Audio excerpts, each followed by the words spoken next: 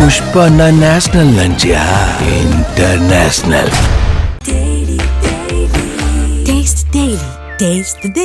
தன்னோட 11 வயசுல தம்பி நீ என்னப்பா ஆக போற, உனக்கு என்னவா ஆகணும்ப்பா ஃபியூச்சர்ல ஆசை இருக்கு அப்படின்னு கேட்டதுக்கு, நான் வேர்ல்டு செஸ் சாம்பியன், அதாவது உலகத்திலேயே யங்கஸ்டான வேர்ல்டு செஸ் சாம்பியன் ஆகணும்னு சொன்ன ஒரு பையன் இப்ப 2024ல ஆகி காமிச்சிருக்கிறாரு. ஸோ இது வந்து ஒரு சாதாரண விஷயமே கிடையாது. ஏன் அப்படின்னா, ஒவ்வொருத்தவங்களுக்கும் நான் சொன்ன மாரி அந்த ஆசைகள் வந்து மாறும். ஆனா 11 வயசுல ஆசைப்பட்டத, இப்போ அவருக்கு வந்து 18 வயசு. 18 வயசுல கிட்டத்தட்ட இந்த ஒரு 8 வருஷ ஜர்னில வாழ்க்கையில சின்ன வயசுலயே எவ்வளோ விஷயங்கள் கத்துக்கிட்டு இருப்பாரு. அதாவது ப்ரொஃபஷனலாவும் சரி, அவருடைய வாழ்க்கையிலயும் சரி, எவ்வளோ விஷயங்கள் கத்திருப்பாரு அப்படின்றது தெரியுது. அதுவும் இல்லாம சோசியல் மீடியாலயும் சரி, இப்போ வந்து அவர் வந்து கடைசி மூவ் எடுத்து செம்மையா ஜெயிச்சிருக்கிறாரு. அதாவது 58வது மூல இந்த chess champion, youngest chess champion அப்படின்ற ஒரு அவார்டை வந்து வாங்கியிருக்கிறாரு, ஜெயிச்சிருக்கிறார் அப்படின்ற ஒரு விஷயம் நம்ம எல்லாத்துக்குமே தெரியும். அதுவும் இல்லாமல் டிங்க்லேர் அப்படின்றவர் பார்த்தீங்கன்னா 32 வயசு செஸ் சாம்பியன். அவரு கூட 32 வயசு செஸ் சாம்பியன் கூட 18 வயசு பையன் வந்து மோதி ஜெயிச்சிருக்கிறாரு அப்படின்றது ரொம்ப பெரிய விஷயம். அதுவும் இல்லாமல் அந்த சைனா வீரரான டிங்க்லேர் சொல்லியிருக்கிறாரு, ஒரு சர்டைன் டயத்துக்கு அப்புறமா எனக்கு ரொம்ப டயர்ட் ஆயிடுச்சுங்க அப்படின்ற மாதிரி சொல்லியிருக்காரு. ஏன்னா முழுக்க முழுக்க செஸ்ஸில் வந்து நம்ம எல்லாத்துக்கும் தெரியும், உடல் உழைப்பு கிடையாது, மைண்டு தான். மைண்டு ஃபுல் கான்சென்ட்ரேட்டாக இருக்கணும். 58வது மூவ் அப்படின்றது அவ்வளோ சாதாரண கிடையாது. அந்த ஒவ்வொரு மூவ்லையும் அவங்க எவ்வளோ கான்சென்ட்ரேட்டாக இருந்திருப்பாங்க அப்படின்னு நினைக்கும் போதே, அடடி இதுக்கெல்லாம் வந்து கொஞ்சம் மண்டையில் மசாலா இருக்கணுங்க அப்படின்ற மாதிரி நமக்கு வந்து தெரியுது. அதுவும் இல்லாமல் அந்த டிங்க்லேர் வந்து அவர் மூவ்மெண்ட், அதாவது ஒவ்வொரு ஸ்டெப் பண்ணும்போதும் வந்து அவர் கொஞ்சம் அங்கங்கே லைட்டாக ரொம்ப கான்ஷியஸாக தான் திணறினாரு அப்படின்னு சொன்னாங்க. அந்த கடைசி கட்ட மூவை பொறுத்த வரைக்கும் யாருமே தப்பு பண்ணிடக்கூடாது. 2 பேரில் யார் தப்பு பண்ணுறாங்க, யார் கேர்லெஸ் ஆகுறாங்க அப்படின்றது தான் இங்கே ஒரு முக்கியமான விஷயமா இருக்குது. ஆனால் குகேஷ் எந்த ஒரு தப்பும் பண்ணாமல் 58வது மூவில் டிங்க்லேர் அப்படின்ற 32 வயசு செஸ் சாம்பியனை தோற்கடிச்சு சூப்பரான ஒரு விஷயம் வந்து பண்ணியிருக்காரு அப்படின்னு தான் சொல்லணும். அதுவும் இல்லாமல் நம்மளுடைய செஸ் சாம்பியன் விஸ்வநாத் ஆனந்த் அவர்களுக்கு அப்புறமா நம்மளுடைய இந்தியாவிலிருந்து, அதாவது தமிழ்நாட்டில் 2வது செஸ் சாம்பியன் அவார்டு அப்படின்றத ஒரு விஷயத்தை வாங்கியிருக்கிறதுல 2வது ஆள் குகேஷ் அப்படின்னு தான் சொல்லணும். இது நம்ம எல்லாத்துக்குமே ரொம்ப ஒரு பெருமையான விஷயம்தான். அப்போ நிறைய பேர் கேட்பாங்க, பிரக்யானந்தா, ஸோ அவரு கூடிய சீக்கிரம் நமக்கு வந்து இன்னொரு பாசிட்டிவான விஷயங்கள் கொடுத்துருவாரு. ஸோ பொறுத்திருந்து பார்க்கணும் அப்படின்னு தான் சொல்லணும். குகேஷ் வந்து கடந்து வந்த பாதை அப்படின்னு சொன்னோன்னா, அவங்க அம்மா அப்பா 2 பேருமே டாக்டர்.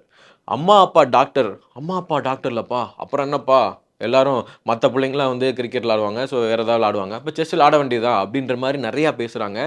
செஸ் வந்து அவ்வளோ சாதாரணம் கிடையாது. ஏன்னா அம்மா அப்பா டாக்டராக இருந்தாலும் அம்மாவுடைய வருமானம் மட்டும்தான். அப்பா என்ன பண்ணியிருக்கிறாருன்னா, தான் பிள்ளைய வந்து இந்த மாதிரி ஒவ்வொரு அப்ராட் நடக்கக்கூடிய ஒரு காம்படிஷனாக இருக்கட்டும், எங்கெங்கெல்லாம் சின்ன சின்ன காம்படிஷன் நடக்குதோ அந்த எல்லா காம்படிஷனுக்கும் கூட்டு போயிருக்கிறாங்க. அப்படி கூட்டு போனோம்னா அவங்க தன்னோட வேலையை பார்க்க முடியாது. அதனால டாக்டராக இருந்த குகேஷோட அப்பா டாக்டர் அப்படின்ற ஒரு இதை வந்து குவிட் பண்ணியிருக்கிறாரு. அது வேணான்னு சொன்னதுக்கு அப்புறமா முழுக்க முழுக்க தன்னுடைய மகன் கூடவே ஒவ்வொரு இடமா அப்ராட்லாம் போய், அதுக்கு வந்து பொதுவாக வந்து அப்ராட் இந்த மாதிரி போனால் என்னதான் டாக்டராகவே இருந்தாலும் அதுக்கு காசு செலவாகும், எவ்வளோ செலவாகும் அப்படின்ட்டு நமக்கு வந்து தெரியும். அது வரைக்கும் ஸ்பான்சர்ஸ் வந்து யாருமே கிடைக்காத காலங்களில் அம்மா அப்பாவுடைய ஃப்ரெண்ட்ஸாக இருக்கட்டும், அம்மா அப்பாவுடைய பேட்ச்மெண்ட்ஸாக இருக்கட்டும், இந்த மாதிரி அவங்களுடைய உதவியின் மூலமாக தான் சர்வதேச அளவிலான எல்லா போட்டிக்கும் நான் வந்து கலந்துக்கிட்டு இருக்கேன் அப்படின்னு அவர் வந்து ஒரு இன்டர்வியூவில் சொல்லியிருக்கிறாரு. குகேஷோட கோச் விஷ்ணு பிரசன்னா என்ன சொல்லியிருக்கிறாருன்னா, கிட்டத்தட்ட இந்த ஒரு 8 வருஷமா அவர் வந்து தன்னை வந்து எப்படி இந்த போட்டிகளுக்காக தயார் பண்ணார் அப்படின்னா, ஒரு நாளைக்கு 10லிருந்து 11 மணி நேரம் ப்ராக்டிஸ் பண்ணுவாராம். அந்த ப்ராக்டிஸ் என்னவா இருக்கும் அப்படின்னா, மென்டல் ஹெல்த்துக்காக இருக்கட்டும், ஃபிசிக்கலாக இருக்கட்டும், செஸ்ஸாக இருக்கட்டும், இது 3 கலந்த ஒரு ப்ராக்டிஸாக தான் இருக்கட்டும். அதுவும் இல்லாமல் இங்கே கிட்டத்தட்ட இந்த ஒரு 2 வருஷமா சர்வதேச அளவிலான எல்லா போட்டிகளையும் கலந்துகிட்டு இருக்கிறாரு. அதில் அவர் வந்து வெற்றி பெற்றாரா, தோத்தாரா அப்படின்றது 2ஆம் பட்சமாக தான் இருக்கும். அவர் செஞ்சிருக்க முக்கியமான விஷயம் என்ன அப்படின்னா, கத்துக்கிட்டாரு.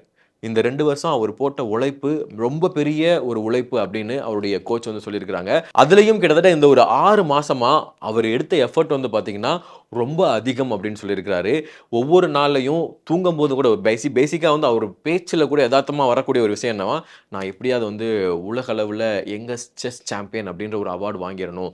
யங்கஸ்ட் செஸ் சாம்பியனா வேர்ல்டு லெவல்ல நான் வாங்கிடணும் அப்படின்ற ஒரு விஷயத்த தான் தொடர்ந்து சொல்லிக்கிட்டே இருப்பாராம். ஸோ இதுலேருந்தே தெரியுது, தன்னுடைய விஷயங்கள தனக்கு என்ன தேவையோ அதை வந்து முழுக்க முழுக்க வந்து யோசிச்சுக்கிட்டே இருந்து, அதுக்காக நம்ம எஃபர்ட் போட்டோம் அப்படின்னா நமக்கான விஷயங்கள் கிடைக்கும் அப்படின்றத ரொம்ப அழகா ப்ரூவ் பண்ணியிருக்கிறார் குகேஷ் அப்படின்னு தான் சொல்லணும். அதுவும் இல்லாமல் தமிழக அரசு சார்பாக முதலமைச்சர் அவர்கள் வந்து பார்த்தீங்கன்னா குகேஷுக்கு 5 கோடி ரூபாய் ஊக்கத்தொகையாக கொடுத்துருக்குறாங்க. அது இப்போ வந்து மக்களால் அதிகமாக பேசப்பட்டுட்டு இருக்கு. இப்போ அவங்களுடைய பேரண்ட்ஸோட மகிழ்ச்சியை பற்றி யோசிச்சு பார்க்கணும். ஏன்னா இத்தனை வருடங்கள் வந்து தான் புள்ள ஏதோ ஒரு வகையில் ஜெயிச்சிருவான் அப்படின்னு வந்து முயற்சி பண்ணியிருக்காங்க பார்த்தீங்களா? அது ரொம்ப முக்கியமான விஷயம் அப்படின்னு சொல்லணும். இப்போ இருக்கிற காலகட்டங்களில் படிப்பு தாங்க முக்கியம், படிப்பு தான் எல்லாம் அப்படின்னு சொல்லிக்கிட்டு இருக்க காலகட்டங்களில் அவங்க பேரண்ட்ஸ், அதுவும் இல்லாமல் டாக்டர், ஸோ டாக்டருடைய வீடு எப்படி இருக்கும் அப்படின்னு தெரியும். அவங்களாம் நிறையா படிச்சிருப்பாங்க. இல்லைப்பா நீ வந்து படிப்பில் தான் முக்கிய கான்சன்ட்ரேட் பண்ணோம் அப்படின்னு சொல்லாமல் தான் புள்ள தனக்கு பிடிச்சத தனக்கு என்ன தெரியுமோ அதில் சிறந்து விளங்கணும்னு ஆசைப்பட்றான், அவனை நான் நம்புகிறேன் அப்படின்னு வந்து அவங்களோட அம்மா அப்பா நம்பின விஷயம்தான் இங்கே ரொம்ப பெரிய ஒரு பாசிட்டிவான ஒரு விஷயமா இருக்குது. அதுவும் இல்லாமல் அவங்க சர்வதேச அளவிலான அப்ராட் இந்த மாதிரி இடங்களுக்கு போய் ஒரு போட்டிகளை கலந்துக்க போகும்போது ஏர்போர்ட்லலாம் தூங்கி தான், அதாவது அங்கே ரூம் எடுக்கிறதுக்கோ அந்த மாதிரி பெருசாக காசு இல்லாமல் ஏர்போர்ட்லலாம் தூங்கி, ஸோ இந்த மாதிரி தான் வந்து தன்னுடைய அச்சீவ்மெண்ட்டை வந்து இப்போ சாத்தியப்படுத்தியிருக்கிறார் குகேஷ் அவர்களுடைய ஃபேமிலி அப்படின்னு சொல்லணும். 2017 ஒரு பையன் தனக்கு என்ன வேணும்னு அந்த சின்ன வயசுலேயே சொல்லியிருக்கிற ஒரு பையன் இப்போ 2024 தனக்கு என்ன வேணுமோ அதை அடைஞ்சிருக்கிறாரு. உங்களுக்கு என்ன வேணுமோ அதை மேனிஃபெஸ்ட் பண்ணுங்க, அது உங்களுக்கு கண்டிப்பாக கிடைக்கும் அப்படின்ற ஒரு டேக் மூலயமா சோசியல் மீடியாவில் குகேஷோடைய பேரை வைரல் பண்ணிட்டு இருக்கிறாங்க எல்லாருமே. நமக்கு ஒரு விஷயத்தை அடையணும் அப்படின்னா அதுக்கு the universe always love with a stubborn heart அப்படின்னு ஒரு விஷயம் சொல்லுவாங்க.